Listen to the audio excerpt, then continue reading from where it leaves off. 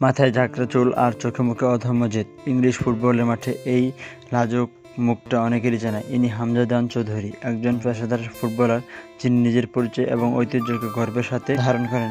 কিন্তু তার এই যাত্রার শুরুটা কোথায়? চলুন ফিরে তাকাই তার জীবনের গল্পে। চ্যানেলটিতে নতুন হয়ে থাকলে অবশ্যই চ্যানেলটিকে সাবস্ক্রাইব করে দিবেন। হামজার জন্ম 1997 সালে ইংল্যান্ডের লাফবোরাতে।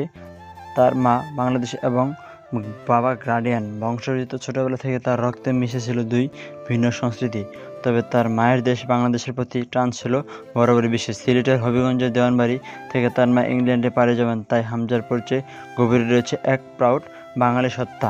ফুটবলের প্রতি ভালোবাসাটা ছিল ছোটবেলা থেকেই। মাত্র 7 বছর বয়সে তিনি যোগ দেন লেস্টার সিটির একাডেমিতে।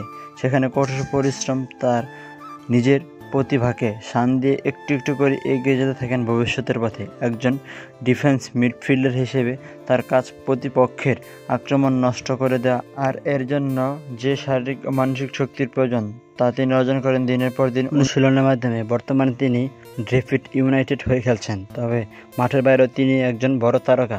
তিনি ব্রিটিশ বাংলাদেশি তরুণের জন্য এক জীবন্ত কিংবদন্তি। তিনি দেখিয়েছেন স্বপ্ন আর অধ্যবসায় থাকলে যে কোনো কিছুই সম্ভব। তিনি প্রমাণ করেছেন ইউরোপের শীর্ষ পর্যায়ে ফুটবল ও দক্ষিণ এশিয়ার নিজেদের জায়গা করে নিতে পারে। হামজা চৌধুরীর যাত্রা এখনও শেষ হয়নি। তিনি শুধু একজন ফুটবলার নন, তিনি তার শিরকের প্রতি ভালোবাসার এক জীবন্ত প্রতীক।